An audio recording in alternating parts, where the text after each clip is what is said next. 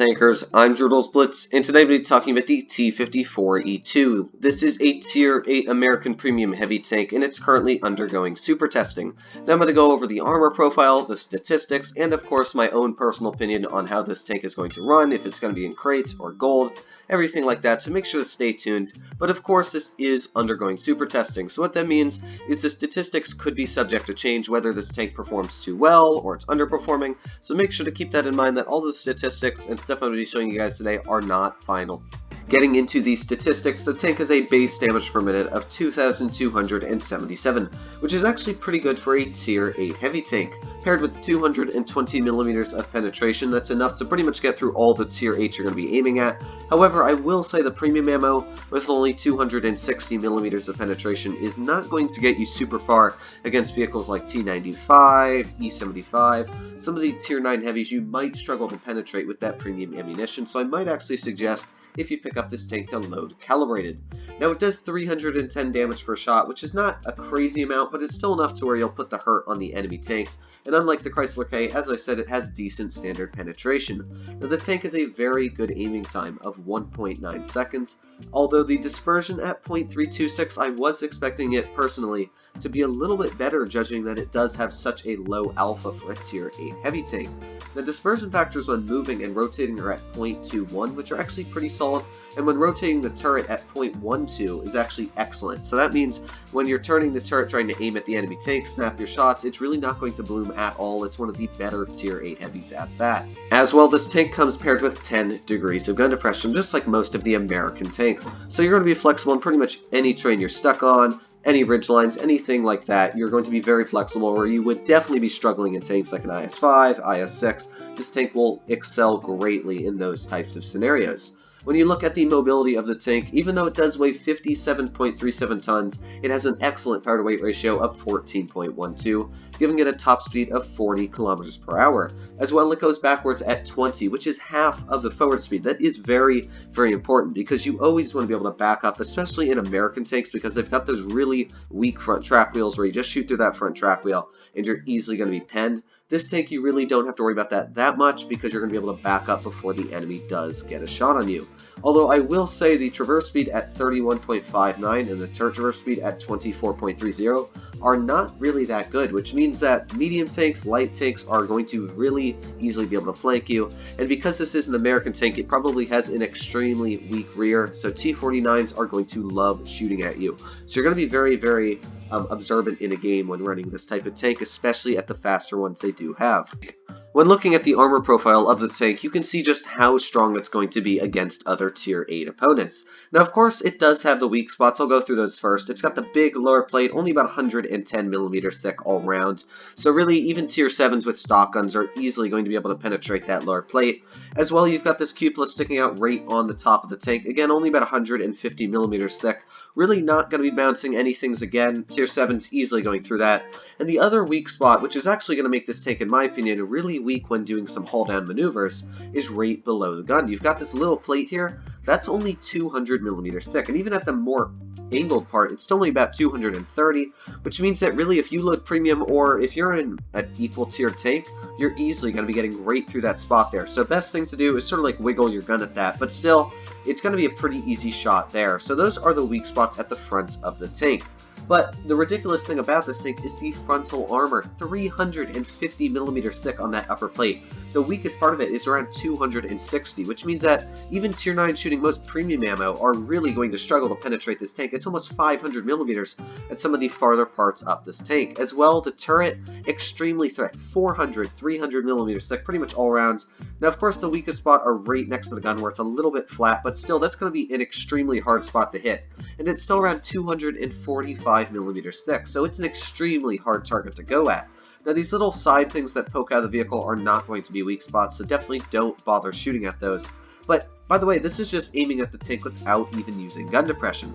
You can see when you put that gun depression on, of course, that lower plate becomes very, very weak. You definitely want to make sure you can hide that. But if you're on a map like Winter Malanovka, or you're hiding your dunes anywhere, and you can just hide the lower plate, you're going to be doing amazing. It's going to be 550mm thick on that upper part, no tier 9s are going to be able to penetrate that, even with the best heat rounds in the game from like an Object 704. That turret, again, is going to be extremely thick. You still got that little weak spot next to the gun because it's still going to be flat towards you, but overall, it's going to be extremely hard to hit. And that cupola is actually going to be pretty thick as well now. It's going to be actually very hard to hit that cupola, especially if you're wiggling the turret back and forth. So it's going to be a very, very hard to take out on the battlefield, especially against equal-tiered opponents. Now, the big weak spot that I've noticed on this vehicle, just like most American vehicles, is the side armor. Even when it's barely angled here, you can see only 145mm thick through that front track wheel. Really, even 160 here. Every time you're going to try and angle this tank and side scrape with it, you're really not going to bounce anything through that front track wheel. Just like an E5 or, really any American tank, that is one of the big issues with the vehicle. So that's why I said the reverse speed that this tank does get is so important, and you should be really grateful that they did shove that on there. As well, it's got that boat-shaped hull, so you can get some lucky bounces here on the side. You can see it's actually very, very thick because it does have that weird T22-shaped hull on it. So that is one good thing, but overall, if the enemy gets shots in the side of your tank, they're going in. 70mm thick HEs are going to be flying into the side of your tank.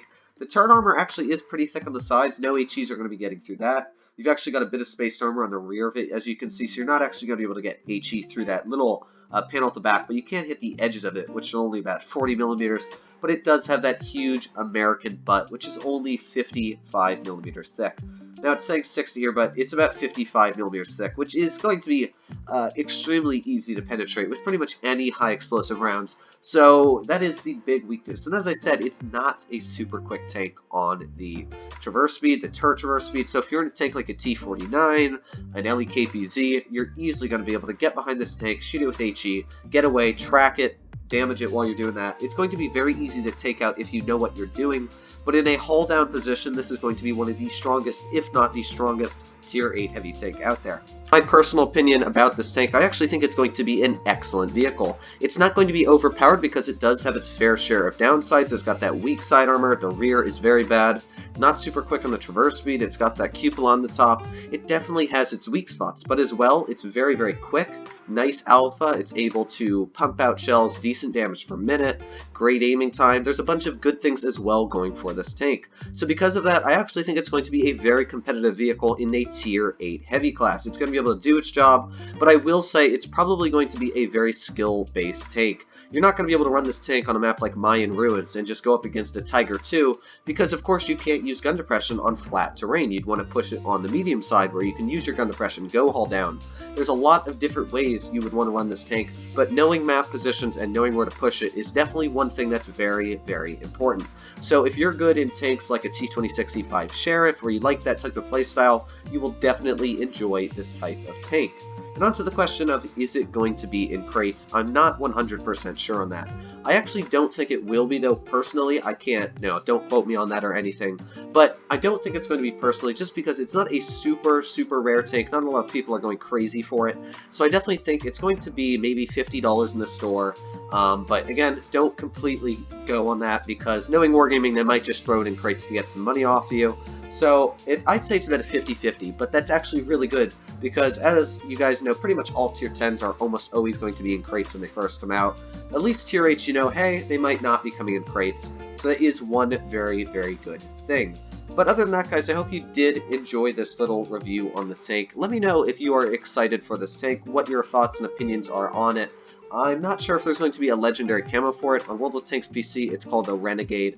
That's how I know quite a bit about this tank. Personally, I actually have the tank in PC, and I really, really like it. It has a little bit higher alpha, but honestly, it plays exactly like an E5 at tier 10, but 2 tiers lower with very, very similar armor. I was actually looking on Armor Inspector, and the E5 has almost exactly the same upper plate and turret armor as this tank at tier 8. So that's why I'm really excited for this tank, because the issue for me personally with an E5 is just that when other big tier 10 heavy tanks going up against it, they can pretty easily penetrate the armor with premium ammo, where this tank, you're not going to be able to do that, because the premium ammo are going to really struggle to get through 300, 400 millimeters of upper plate armor. The only spot you can penetrate is that turret ring. So I think it's going to be an extremely strong tank if you definitely know what to do. But as I said, let me know what you think. comments down below. If you haven't already, make sure to subscribe, help out the channel. If you want to join Patreon and help me out there, help buy new equipment and stuff like that, I'll have it in the link description down below. Other than that, guys, I hope you are all doing well out there. Stay happy, stay safe, and I'll see you in the next one.